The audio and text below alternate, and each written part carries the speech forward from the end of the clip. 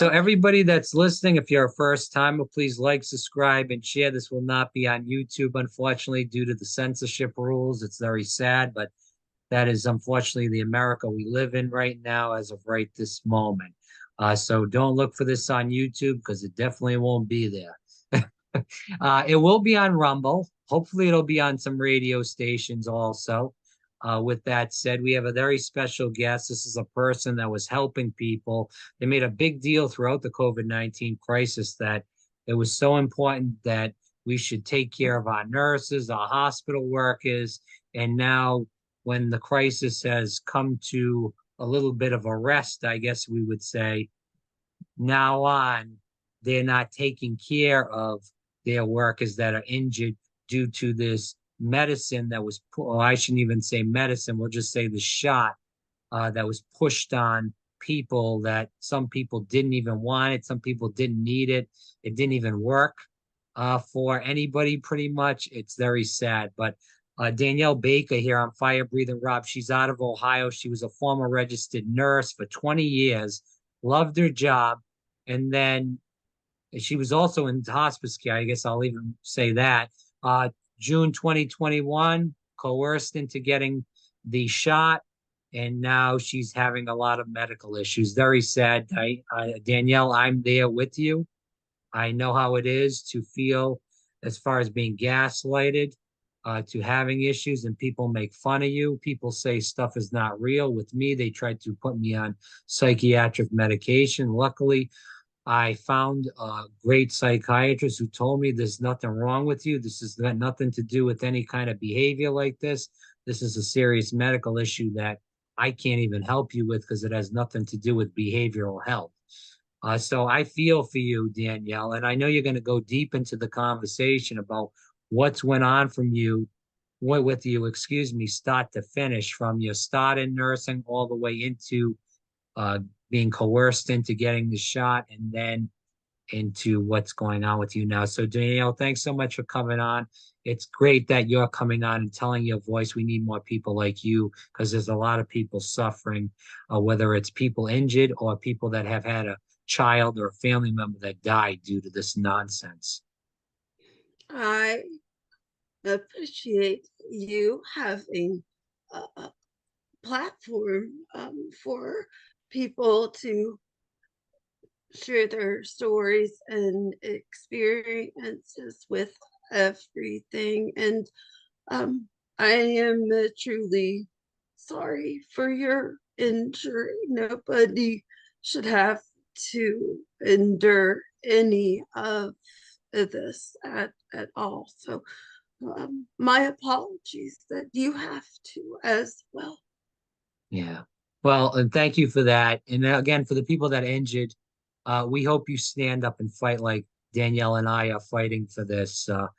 Danielle's doing a lot more than me. I'm just doing my little old show and podcast in general. I know she doesn't like me saying that, but she's out there and going to DC very soon with the group. And I do want to tease that group and a couple other things. It's called Operation Truth. Go to operationtruth.net.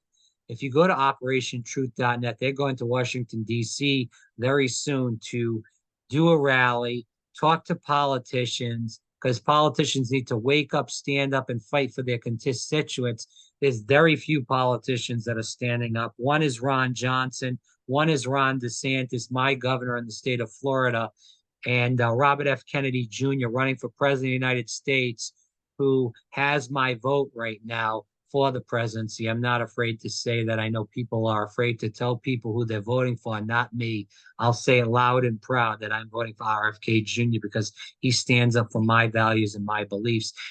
If people want to donate to Danielle, and as we learn more about her story in just a minute, if you go to givesendgo.com/Danielle Baker, you can look at, there's so much information on what she's been through in the past 2 years. Read more about her, but we're going to hear more about that story in just a moment. If you want to follow her on Twitter, it's TheCoerced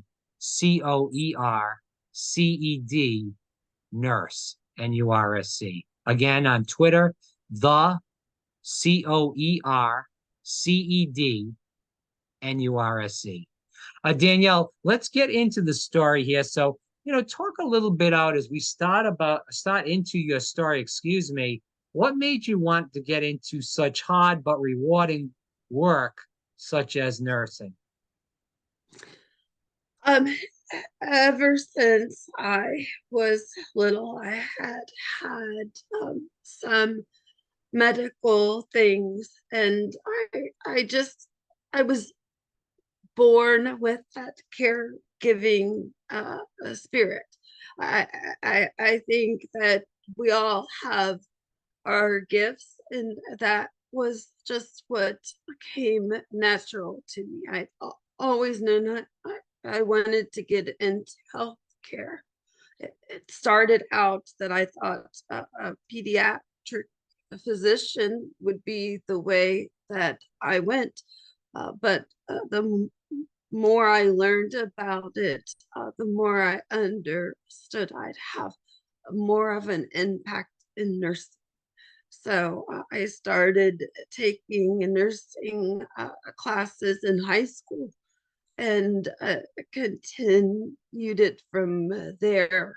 During my college, I found oncology, so the care of cancer patients, and I fell in love with that. So I pursued that. I did care of cancer patients in the hospital for about 4 years and found that people weren't given a voice. I had conversations in the middle of the night with patients that felt they had to take certain treatments. And that's when I started to learn about hospice care and the sheer autonomy and the ability to say, these are your choices, and these are what the pros and the cons are, and we'll support you in that decision, is the reason I went into hospice nursing. And I think that's very important for the audience to know that you were helping people that were at the end of the road for them. They were Yeah. unfortunately struggling, and they were getting ready to prepare to make final arrangements, and you were helping them. So, talk a little bit about that in 2020 in Ohio, where you were working, before we even get into any issues with the shot. It breaks my heart. Um, so I did nursing at home, in facilities. Most of my patients were in facilities. Of course, when 2020 came and everybody didn't know what to expect in Ohio, they started locking everybody down, including the facility residents. And that consisted of taking these patients and putting them in their room and essentially shutting the door and having as minimal contact as possible to prevent the spread of COVID throughout the facility. They were fed on styrofoam. They didn't have human touch. They had their basic care met, meaning if they needed help to the bathroom and such, but it didn't go beyond that. I was contracted to go into the facilities, take care of our hospice patients, but because there was no contact from the outside, their loved ones, or anybody we befriended a lot more people than just the hospice residents. I had actually met my now husband at one of the facilities that we both worked at. And we had planned a 2020 wedding at a facility we met at so the residents could watch because they watched our love blossom. Um, and it broke our hearts to see these people that we cared about on a deep level struggle because they couldn't even get hugs from their family. Uh, our hospice patients in particular, we held the hands of their loved ones instead of them when they watched through a window when their loved ones died. And it wasn't okay. So what we saw was absolutely awful. Well, I know that was hard for you to talk about, and it would be hard for anybody working in that situation, hard for the family members that had family members in that kind of atmosphere. We actually had someone on in New York City that her husband was in a rehab facility at the time, and talked about all the insanity that was going on in New York during that crazy time. I do want to just tell the viewers again, for people that are just tuning in, who we're speaking with today. This is Danielle Baker. She was a registered nurse, had a very serious adverse reaction due to the shot back in 2021 of June.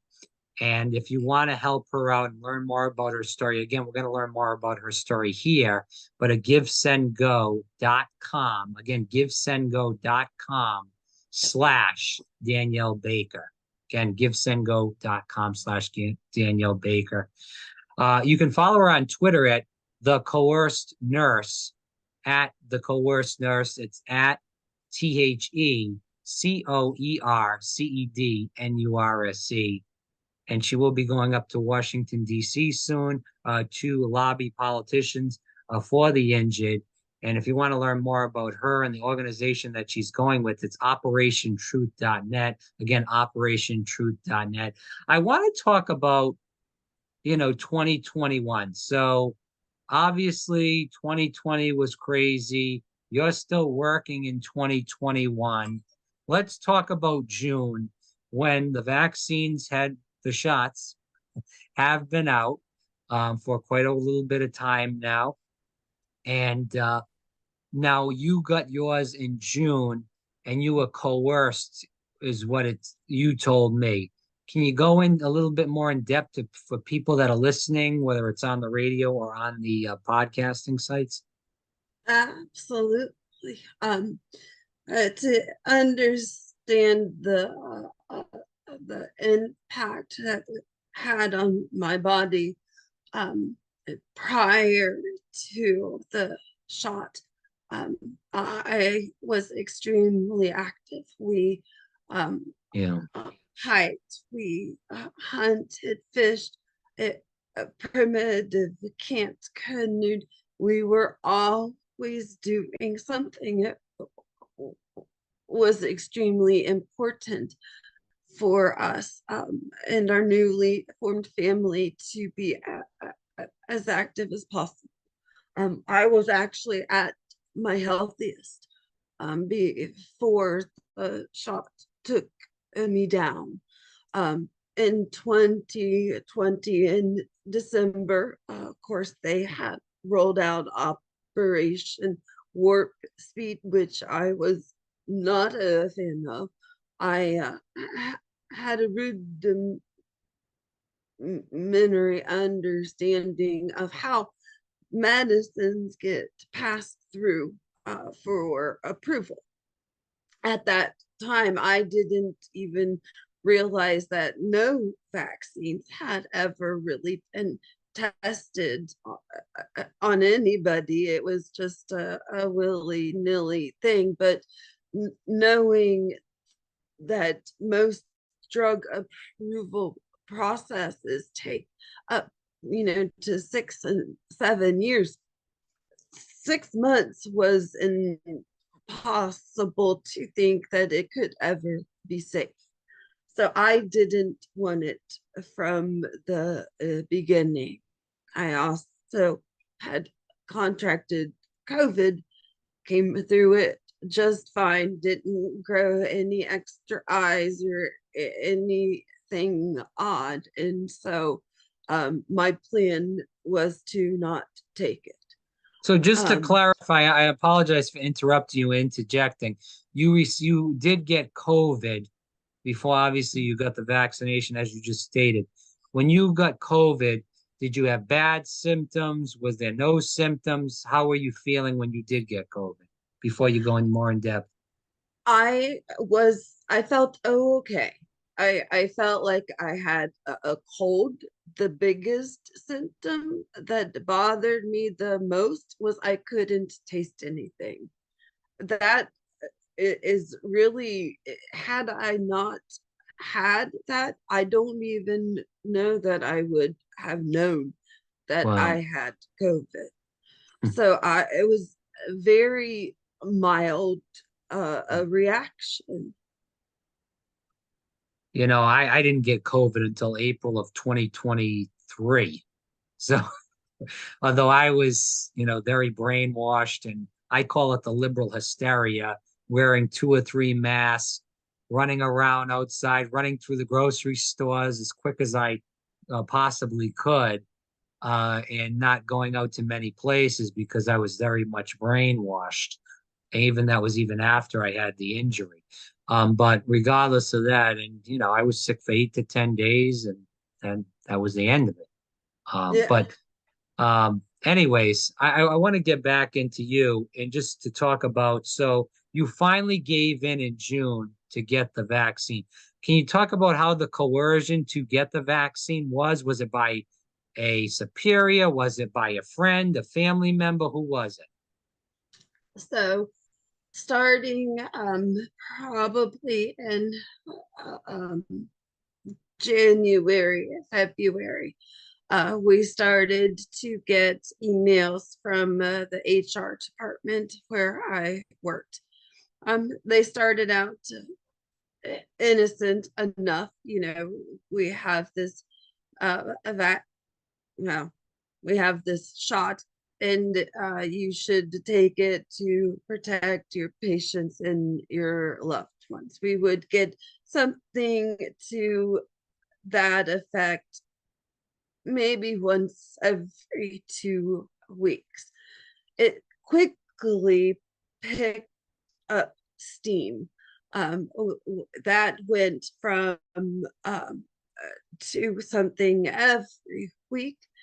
That went to something every other couple of days, then to something daily.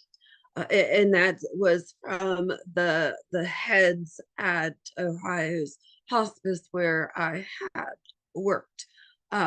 They were holding roundtable discussions, town hall meetings. They were shaming us and telling us that we had moral and ethical obligations to our patients. Now, I would never hasten the death of a patient, but they are telling us that we have a moral obligation to protect our patients that are on hospice, that have a prognosis of 6 months or less. And meanwhile, we've gotten patients that have come on to hospice with a diagnosis of COVID, expecting them to die.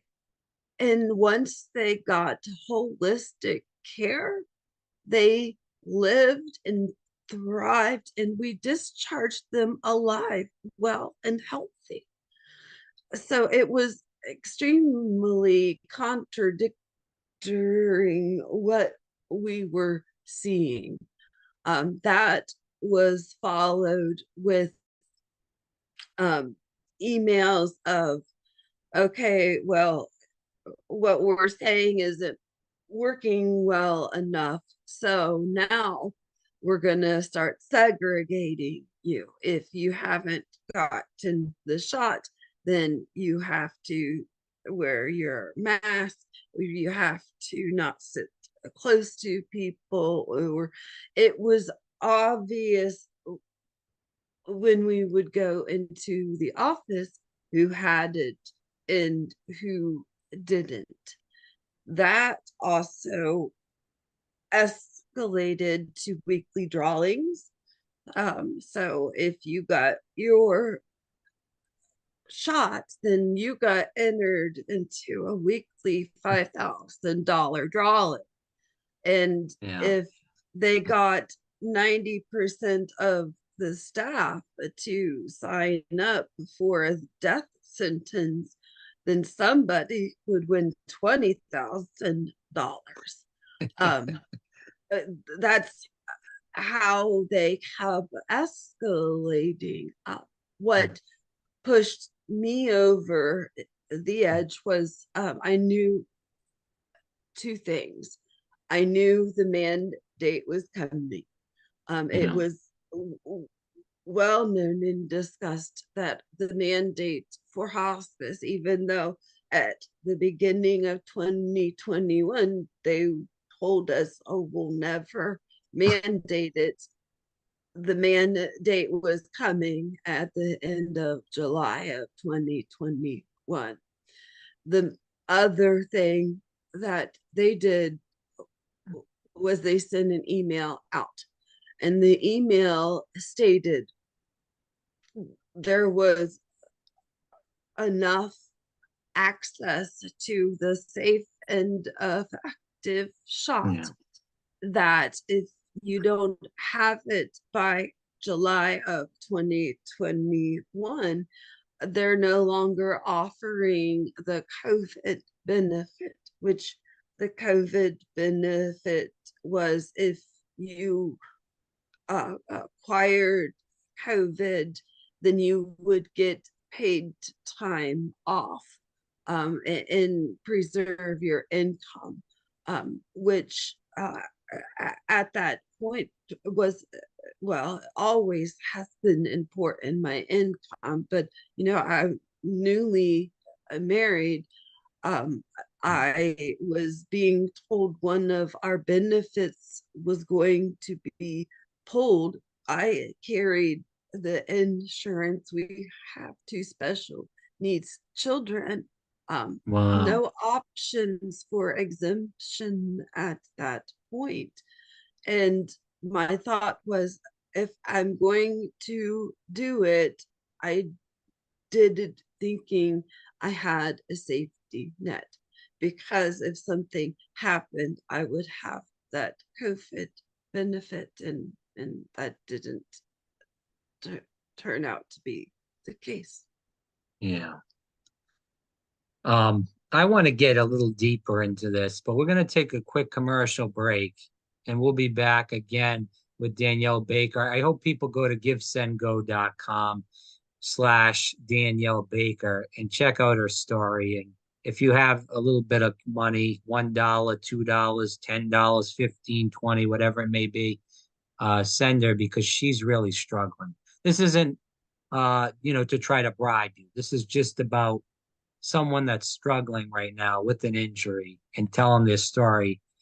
And a lot of people, again, around the country, around the world, are struggling with this. And we need to try to help these people as much as we can because the politicians are not standing up and fighting for the most part.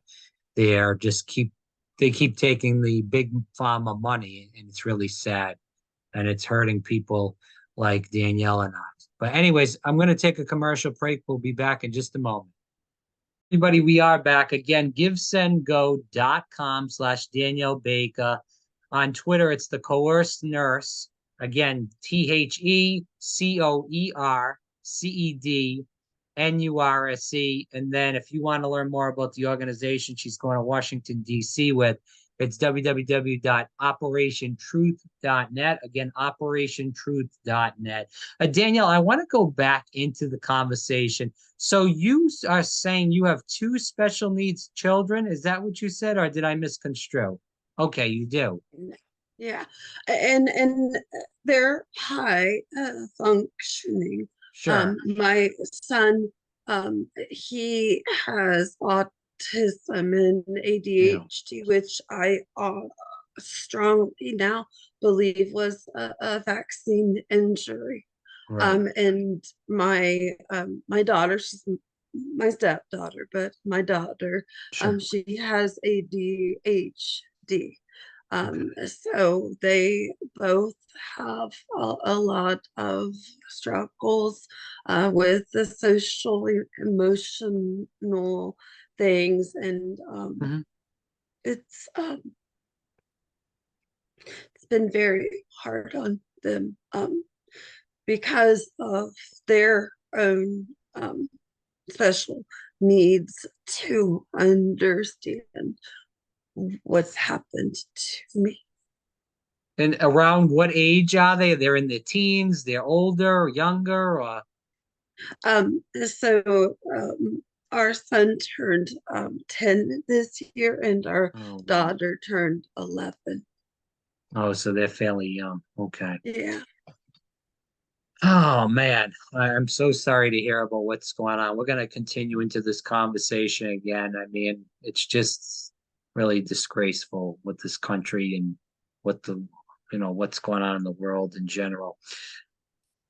So let's just talk about so you finally went, you knew that it was going to happen in general. They were going to go with the mandates. You needed that money basically just in case you did get COVID again. With that said, so go back to the day you got the vaccine. What vaccine did you get? How did the first day of that play out? I got the Pfizer.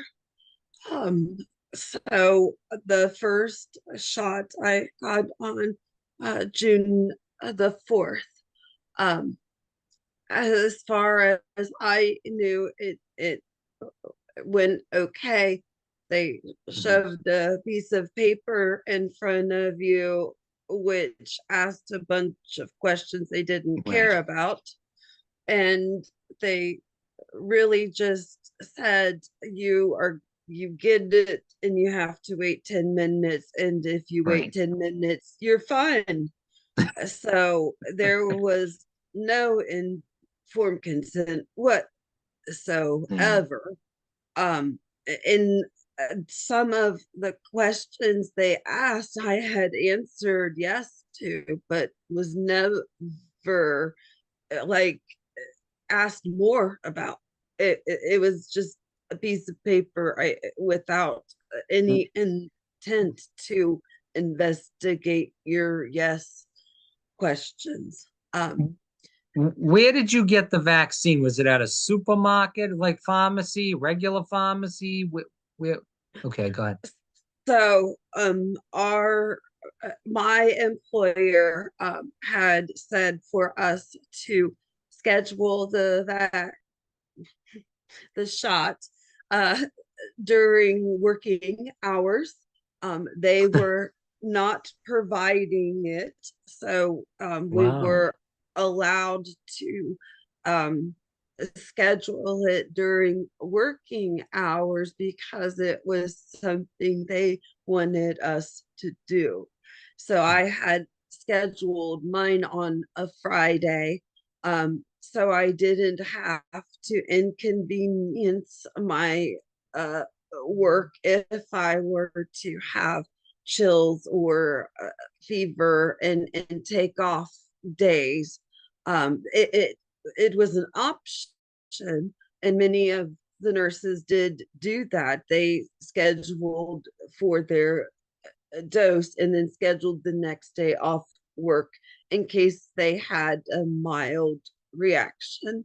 I opted to just do it on a weekend, so I scheduled it for a Friday. Um,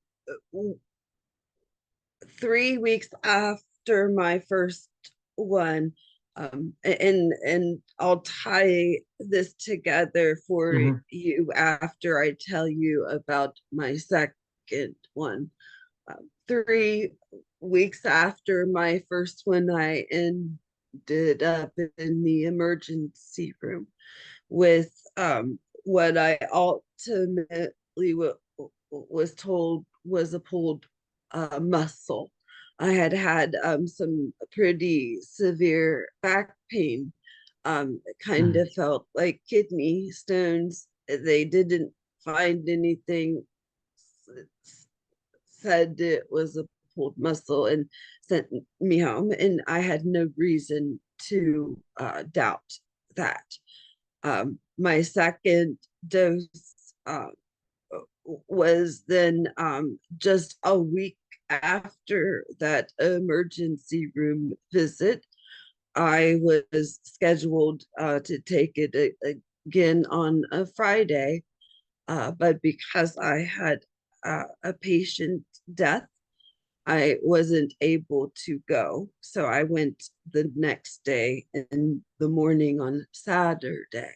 Can I just interject very quickly? Was there an option, not saying that this shot is any better than the other ones, but was it an option to just do like a Johnson and Johnson one or no? Um, there may have been. I just signed up for what was closest uh, Okay, to me and my sure. work proximity. Okay, I was just curious about the, like I said, not that that is any better, but but I was just curious about that because I mean, I shouldn't make assumptions, but because you did have, it seems like some sort of issue after the first shot, even though if it was like 2 weeks after. But anyways, I just want you to keep going. I'm sorry I interrupted you. Oh, I appreciate your question because so many options weren't given to us. Yeah. So it, it, it would be a fairly reasonable assumption to be said, no, this is your choice, and that's it. Um, but in my case, I think it was just dependent on where you went. So I had my second one on June 26th. Same process. Go, here's your piece of paper. Uh, I even think one of the questions was, has have you had emergency care in the Right. past thing? And of course I did, but once again, it didn't really matter what I put on the paper. I had it. I wasn't even kept 10 minutes that time. I was, I think, dismissed in 5 minutes or something. Um, within 12 hours of that second shot, I had had a fall. Um, not for any real reason, kind of Mhm. like a cartoon fall. It didn't make sense. And in that fall, something had happened to my arm and my shoulder. Um, I didn't know if I had injury because of the fall or if it was something related to the shot because it was the same arm. We decided to just kind of see how the night went. By the next morning, I couldn't lift my arm. I was in severe pain. I was in tears. Um, Wow. that was the first time I thought, okay, maybe they had injected it into the wrong space, hit a nerve, and had an injury that way, which is very common Right. with vaccines. Um, we waited through the day to see how things went, but things only got worse. My whole arm started to go numb. I was having shooting pains up into my face, and it inability to move it got worse. My Yeah. husband is an occupational therapist, and he looked at it and he said, we need to get it checked out. So we went to the local emergency room. I by that time was screaming and in pain.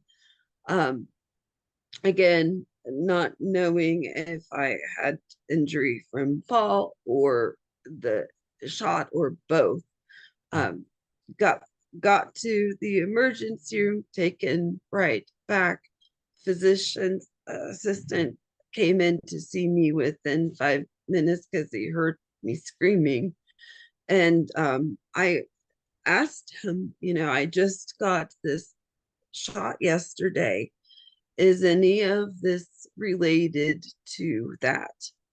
I got an immediate no, and I was dismissed. My Yeah. question was dismissed, was sent for an x-ray, was told I was fine. I sprained my arm and I was discharged from the emergency room within 30 minutes of arrival.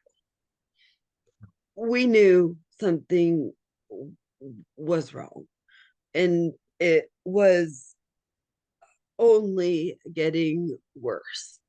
Um, to kind of save some time, for lack of a better word, Sure. over the next week, we had more emergency room visits, many doctors Yeah. appointments, and we found out that I had a separation of the joint, the AC joint in my shoulder, but it didn't explain the numbness, the tingling, the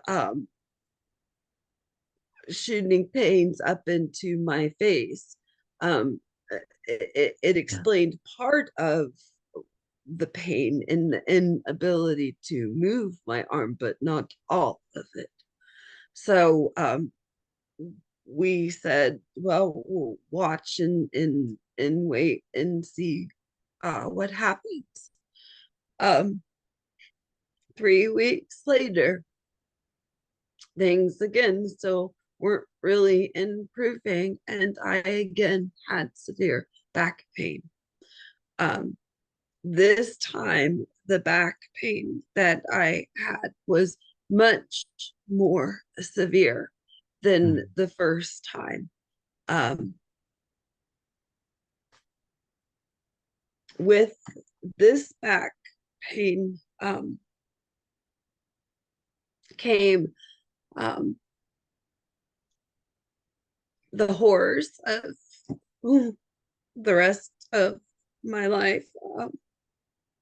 Over the next 4 days after that second back pain, I had the numbness, the tingling, and the pain progress.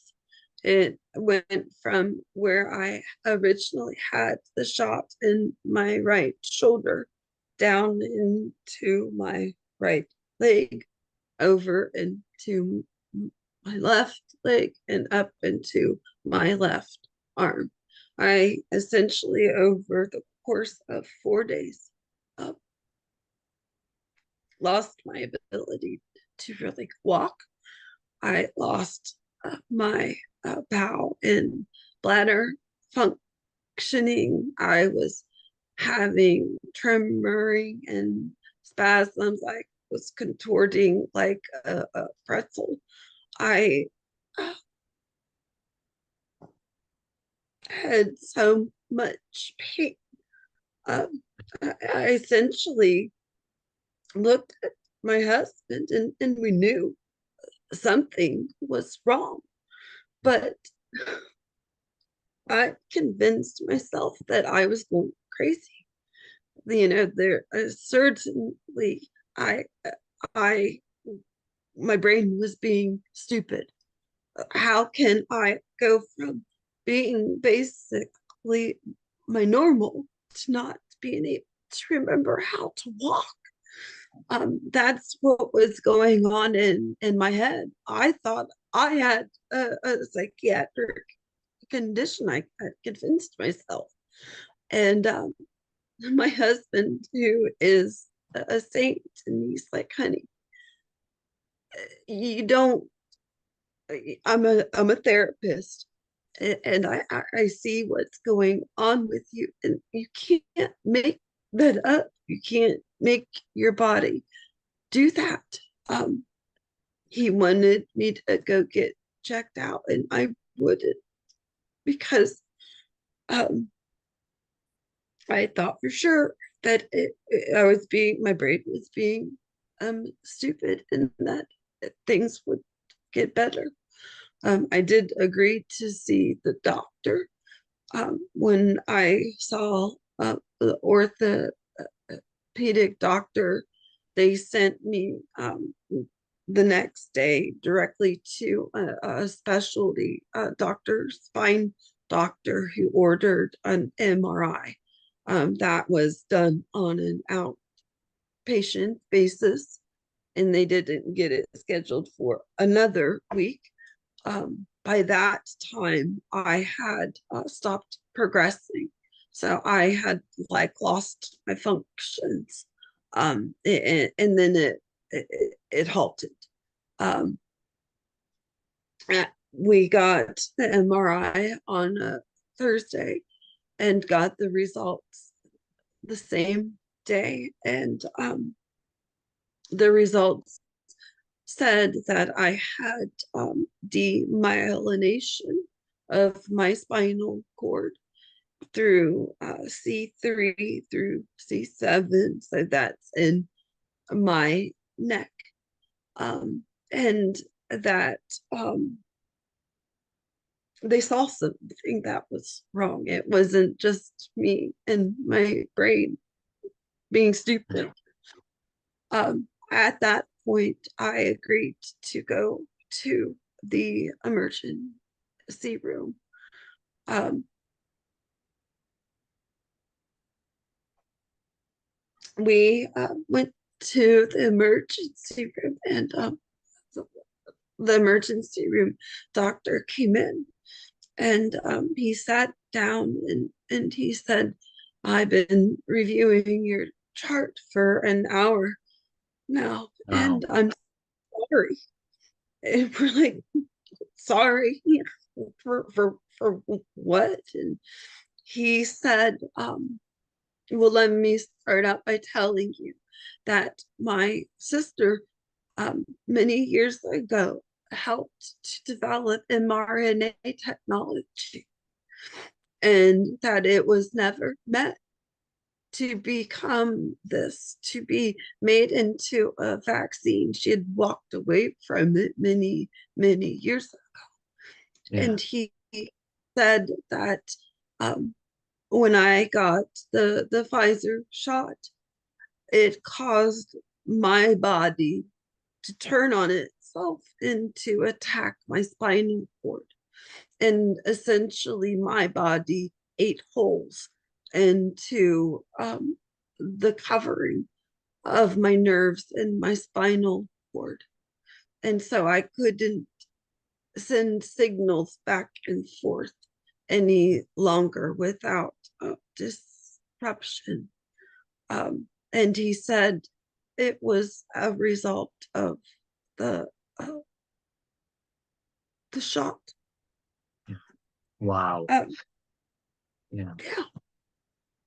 I didn't mean to interject. I just, that's very powerful that a doctor, I mean, I was gaslit like as you were many, many, many, many times Yeah. throughout hospitals and regular doctor visits. And for a doctor to finally admit to you that not only was his sister involved in the technology and she left it, that it was the shot that early on in 2021, you couldn't Mhm. find many doctors that were in the healthcare system for that matter to even No, agree to that. So, right. And we never expected that. As a nurse, when I thought demyelination, I thought, oh, I've got MS, yeah, multiple sclerosis. I've got something to that effect. I'd never heard of a transverse myelitis before.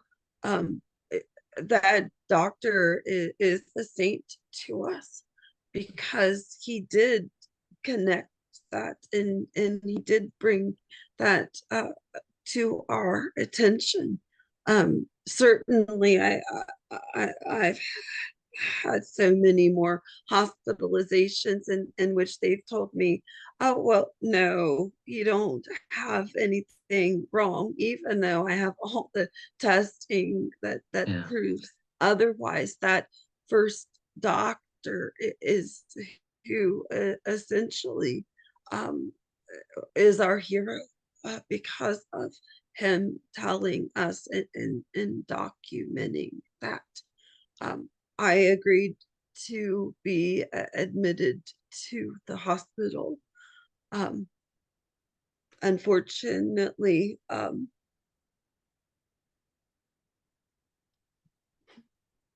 I was told that it had done the damage, and there wasn't anything that they could really offer me. The damage had taken place, and yeah, so their goal at that point was to rule other causes out and to get me as comfortable as they could. Um, while in the hospital, I found it curious. I went down the rabbit hole because this was all new to me. I'd been a nurse for 20 years and never heard of anything like this before. I found out while in the hospital about the VAERS system. I had learned that transverse myelitis had actually stopped, put one of the only things that had put a hold on the COVID vaccination trials. Um, wow, and I think they had found seven of the victims to have true transverse myelitis from the COVID shot. But yet to this day in 2023, it's not listed as a known adverse event. yeah, Um, so I learned and did a lot of reading and trying to understand what was going on. Um, while I was in the hospital, they were due to give Pfizer the go ahead um, to release the shot in August of 2021. And so, having learned about the VAER system and thinking I'm a nurse, I know what I'm talking about. I yeah, have the medical evidence. I foolishly thought I would be able to get them to stop allowing this product to be on the market. Nobody had asked me my lot numbers or anything, so I did file a VAERS report on mm, behalf of myself. And at the same time, I sent a message to MedWatch letting them know I filed a VAERS report and what had happened. And I found out about a year later that my VAERS report had disappeared. Nowhere to be found in the system. I'm not surprised with this government and the corruption, the money that was being pulled throughout this crisis, $100 billion for Pfizer, Moderna, I'm sure making about the same. Really disgusting, and it's just horrific to hear these stories of the injured. Again, we hope people go to givesendgo.com/ sorry, Danielle Baker. It's just tough, and sorry I took a break for a second. It's tough to hear these stories, and keep sanity, because it's anybody that's got a heart or a brain would, I feel the same way as I do hearing this stuff now. I want to get into this a little bit more. Now, it seems like the medical system pretty much has not treated you the greatest. Now we're in 2023, of course. Has anything changed? I know you said that there's nothing really they can do except make you comfortable. Any kind of improvements? Is everything still about the same from 2021? What's going on, Danielle? Tell us. Um,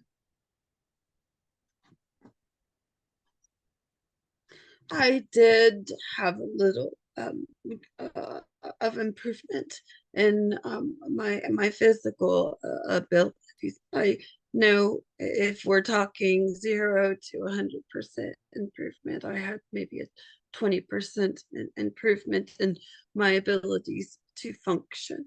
So what However, does function mean to you right now? Is it walking? Is it not walking? Is it you can use your arm better? What is it? I can use my arms better. Okay. When I walk, I have to have assistive devices. Most of the time, it's a walker. Yeah. Um, um, if I go out, it's a motorized scooter. Yeah. Some days, my husband has to bathe me, help me get dressed, get me out of bed. Um, the only constant is there is no constant. My baseline day to day is that I always am with some sort of assistive device, especially outside. Inside, I hold on to furniture. I have falls regularly. I don't have activity tolerance. I still lose my bowel and my bladder. A house has turned into uh,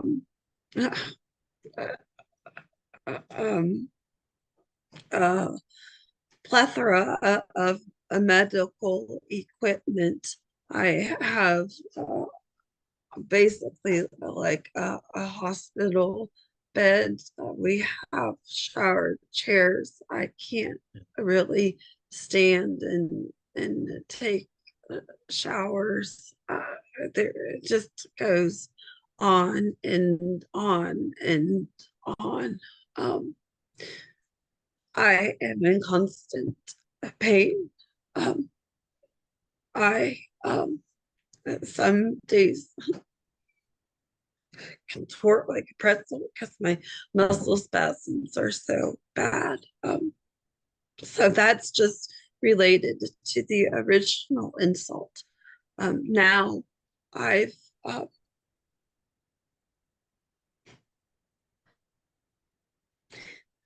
2 years later, starting about actually a year and a half later, I've learned that it's attacked my heart now, and I'm in heart failure. Um, the bottom part of my heart isn't functioning correctly, so it doesn't get the blood flow that's needed to my organs. Um, Yeah. my heart rhythm isn't regular. Um,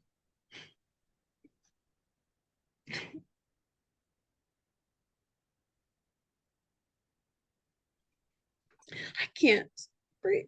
My oxygen goes low. I'm 44 years old and I have the body of an 8-year old, all because of a stupid shot.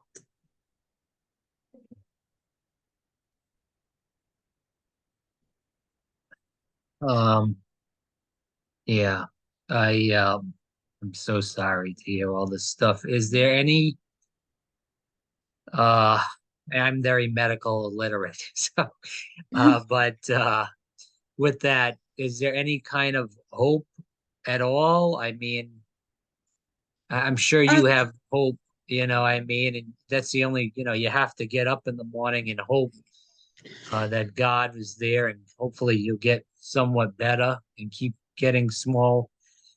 Have you looked into the Cleveland Clinic? Are they doing anything? Is that just a joke over there? I don't know. um, we're early on into the heart failure. Um, I started right after my injury. I would get extremely high blood pressures, and my pulse would go really high. And it started to trend down, meaning I started then getting really low blood pressure and low pulse to the point Yeah. I would pass out, fall. I started to get really bad chest pains, and my heart rhythm would go out of whack. I could feel it kind of flipping in and out. I had sought emergency care for this at one point earlier this year. They did testing and they told me everything looked okay and that I was going to be discharged because I wasn't sick enough and there was someone in the ER that needed my bed. And they literally said that to me. Yeah. Um, because of that, I didn't want to be gaslit, and they said that I was okay. I still couldn't breathe. I couldn't function. Fingers, legs, This was toes in turning 2023. blue. Sorry to interrupt. Yeah. Yeah, just a few months ago. Um, and Joke. so I was like, okay. I mean, if they said my testing was okay, but things didn't get better. It just kept getting worse and worse. My oxygen levels were falling like around 82. I couldn't do anything without struggling to breathe. I would put on 10 pounds of fluid weight overnight, um, Wow. and my legs were swelling. Yeah. I finally talked with the doctor that I trust, and she asked me to see the cardiologist that was near me. And so I did. And that cardiologist hooked me up to a monitor that took readings of my heart all the time for 30 days. Yeah. During that monitor, I found out that I had over 300,000 events. Something was going wrong with my heart 300,000 times in 30 days. Um, they wanted to do a heart cath where they go in and they do, uh, I don't want to call it surgery, but they go in and look at your heart to see what's going on with it. And I was scheduled to do that just, I think, 2.5 weeks ago, morning that I was to do the procedure, we got a call that insurance canceled it and denied it, said I wasn't sick enough. Um, and so I've been to the Yeah. emergency room now almost every other week with chest pains, with low blood pressures, with extreme amount of fluid weights on my belly, and every time I've been told, "Oh yeah, you're okay. You're doing just fine." Monitor when I'm there reads that I'm not. My heart rate's falling into the 40s, and I'm still being told I'm okay. Um, I did see my cardiologist yesterday, who was furious after this past ER visit, and he said, I reviewed your information again, and they've been telling you that your heart's functioning fine, and he said it's not. The bottom part of your heart isn't working well, and so he said that's what's causing my heart failure. And then on top of that, he believes that the vaccine has caused my heart to go into irregular rhythms, and then that along with my transverse myelitis, that's what's causing another issue with my heart. So I've got two things coming at me. I guess we'll end with this. I know that you've testified and done rallies and trying to push politicians. You testified in front of the FDA. They don't give a shit. I'm sorry, I have to say it like that. They don't give a shit. Neither does Pfizer, Moderna, and those companies. They don't give a shit either. Trying to regain my composure here. So with that, how has the situation really opened up your eyes? I guess I'll ask that. Well, number one, like you said, they don't give a shit, Mm. and neither do the employers that No, pushed these mandates and that uh, coerced people, killed people, hospitals with their protocols. Nobody. right. Um, One of the things that I have tried to do personally is hold my old employer accountable. So I had filed a workers' comp claim for my vaccine injury, in addition to long COVID. Um, the way that my neurologist explained it to me was I had undiagnosed long COVID that put me at risk when I got the shot. Yeah, And so sure. the shot then pushed me over into a vaccine injury. Mm. Um, so it was a twofold effect. He's not saying that my issues are because of long Right. COVID. He just Oh, said it okay. lowered my immune system, which primed it for an injury. So because it was done, the shot was taken for my employer's benefit, not for mine, then I'm attempting to hold them accountable. And I filed claim for workers' comp. Yeah. We have now progressed to the point that I was awarded the opportunity for a jury trial.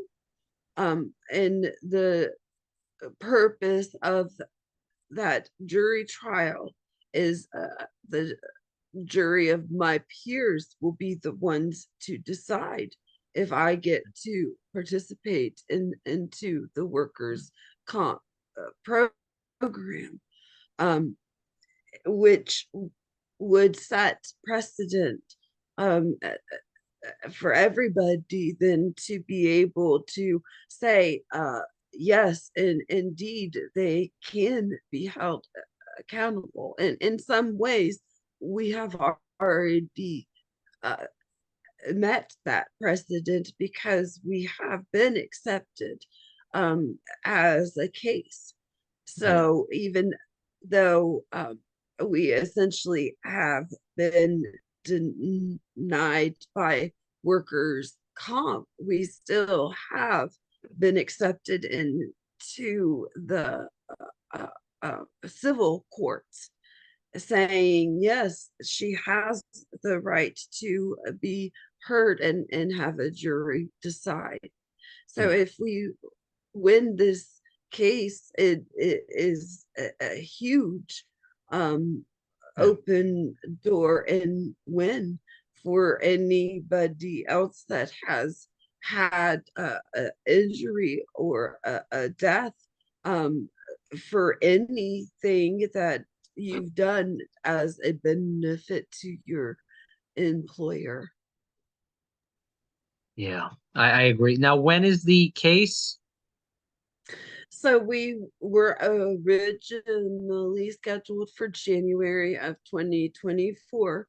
Um, because of my heart issues and the trying to deal with that. We had asked to put the trial and the case on hold. So we have up to a year to refile the case and to bring it into, um, court. And by all means, we will be doing that. We just have to get through this health crisis. What is the issue with the heart? I know you talked about it, that there's an issue at the bottom. Do you need Yeah. like a heart transplant? Is that what they're thinking? Or what do they think they can do to help you out? Or can they do anything?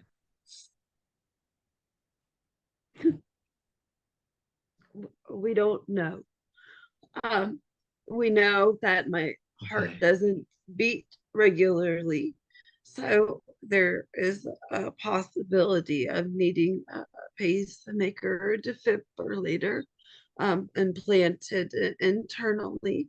Um, I'm advanced enough in my disease that they can't give me the regular medications that they give other people, that helps to, the heart to contract, that gets the blood flow through my system better, because the damage is severe enough that, my blood pressures are too low. And the Yeah. medicine that makes your heart work better lowers your blood pressure. And the medicine that keeps the fluid away from your, abdomen and the heart lowers your blood pressure. So they can't give that to me. So, they honestly, they don't know, what they can do for me at this point. It's still trying, um, to um, figure it out. Yeah. Well, you're very strong, and I think you're a hero for fighting for yourself, for fighting for your family, your beautiful family with your little guy and girl, and also fighting for people that are injured too. You are truly a hero. And I hope people, when they see this, when they hear about this, if they have a couple of bucks, 5, 10, 15, 20, if you got more, then do more. Give, send, go. Again, Danielle Baker. I really hope people do that. Danielle, thanks so much for coming on here. This will not be the last interview we do with you. I think it's important to keep telling your story. And God bless you and your family, and God bless you. And I hope that um, that you'll, God willing, keep pushing forward. And I'm not, I I don't have an option. I've got yeah, too much to fight for. And yeah. one thing that I want people to understand, one of the reasons that we have the Give, Send, Go is because when I lost my job, we lost insurance. And the only insurance that we are able to pick up is the what they refer to as the Obamacare, which pays Yeah, the for Medicaid, yeah. nothing. We make about, I think, $500 too much to qualify for like a Medicaid state care. Oh, wow. And so we pay about $20,000 out of our pocket to carry insurance. And then we pay another 7,000 just to get insurance to pay a penny. So it's about 27 in just healthcare insurance. So we can't afford, things like over the counter supplements, treatments, and that sort of stuff.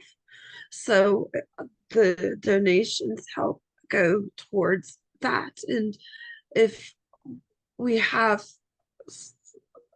funds left over, if we're invited, I'm invited to go somewhere to speak.